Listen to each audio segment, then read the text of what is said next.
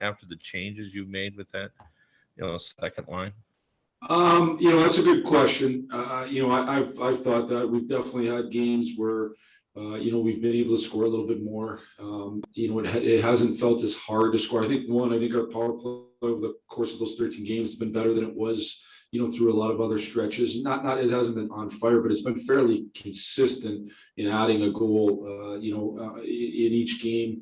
Not every single one, but certainly enough of them. I think the change in lines helped ignite a little bit Suter and Fabry. By giving them Bertuzzi, it helps ignite them, and Larkin's line hasn't lost any of that scoring.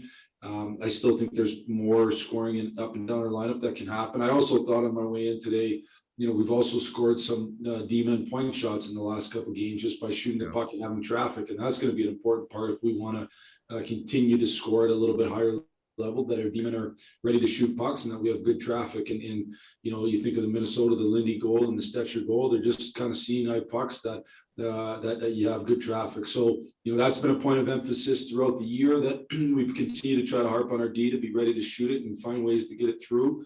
And I think we've done a better job of that. So just a lot of different areas, I think we've done a little bit better. Is that who we are? I hope so. I hope moving forward we can continue to score a little bit easier than we could earlier in the year.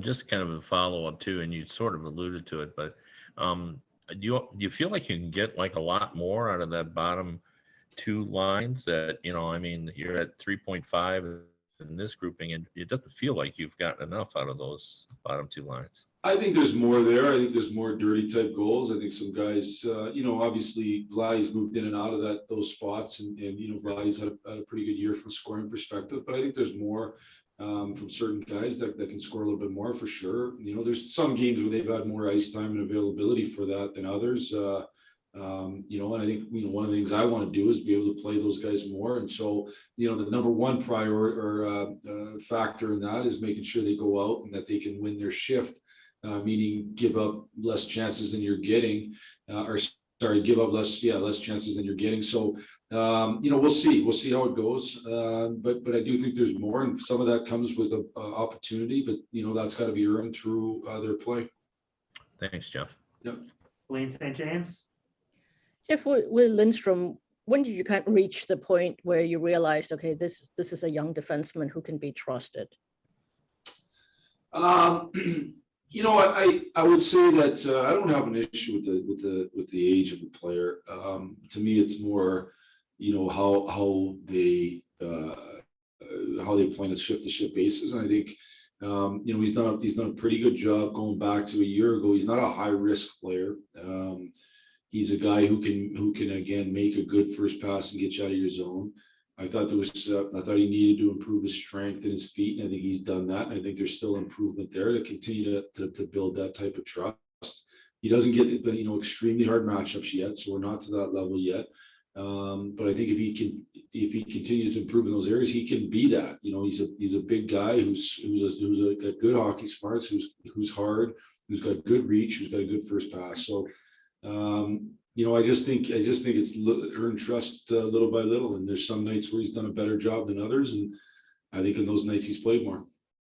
And is that also why, you've talked about at the start of the year, having 8 NHL defensemen, is that what gives him the edge to get into the lineup when you have all 8 guys available?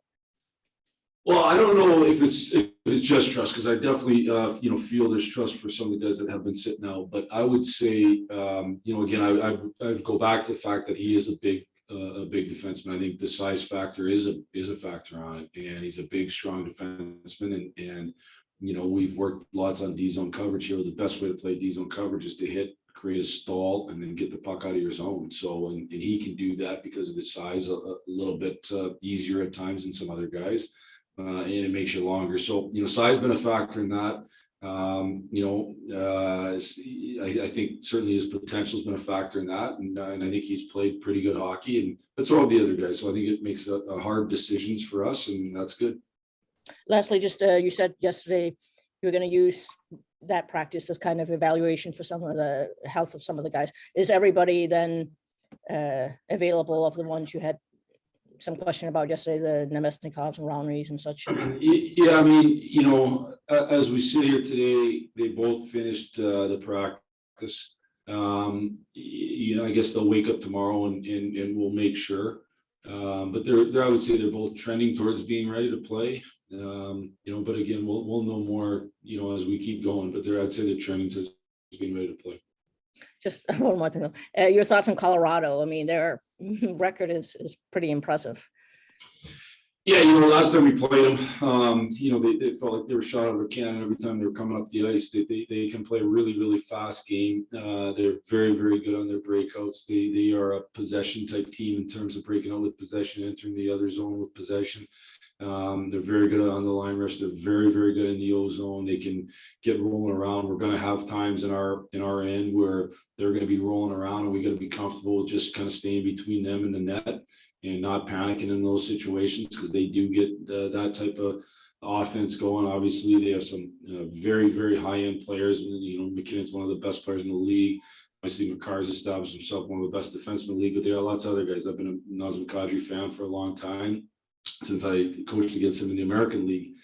He's a very hard player to play against that can score.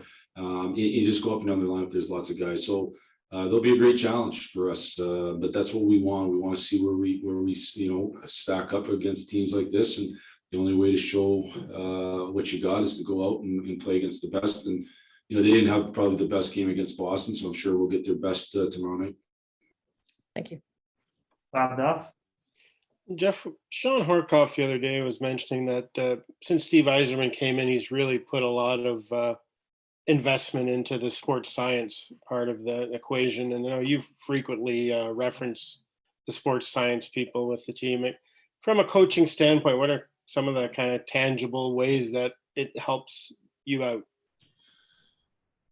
Well, Bob, it's probably like a lot of things in today's world. It's information, and then I think it's a learned process from a coaching perspective how to best utilize that information. And so we've had this group now 2.5 years, I think, two years for sure, and we get readouts on if guys choose to wear certain devices in practice, what the load's like.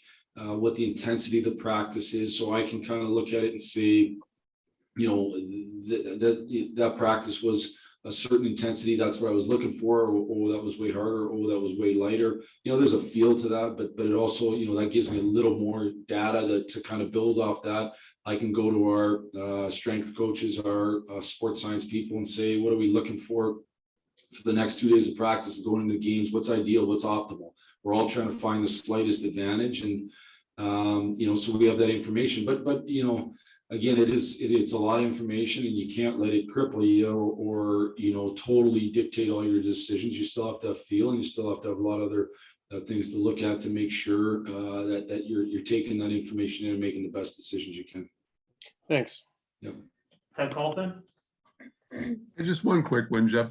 On Nedeljkovic, I mean, you look at his last little while, the numbers maybe haven't been as sharp as they were earlier in the season. Are you seeing something in his game, or is it just the play in front of him a little bit on the nights he's in that, or what are you seeing there? Well, I think Ned's probably like all of us. We're trying to bring it to another level. We're trying to bring it to where we have our A game on as much a consistent basis as possible. We're trying to push our A game higher. We're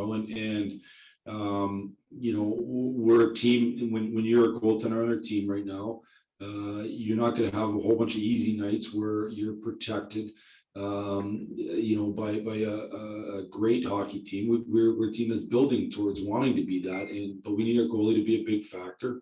In the end, I think Ned's played fine over the stretch, but I think all of us would like to be better and make sure that we're playing as high a level as possible. And obviously that's at a critical position, and it's hard to win in this league without great goaltending.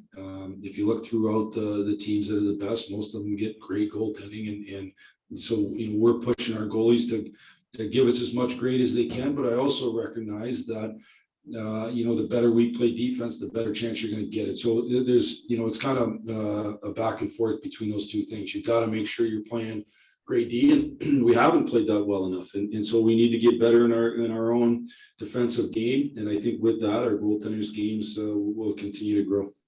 Sounds good. Thanks for this, Jeff. Yep. All right, those are all the questions we had today.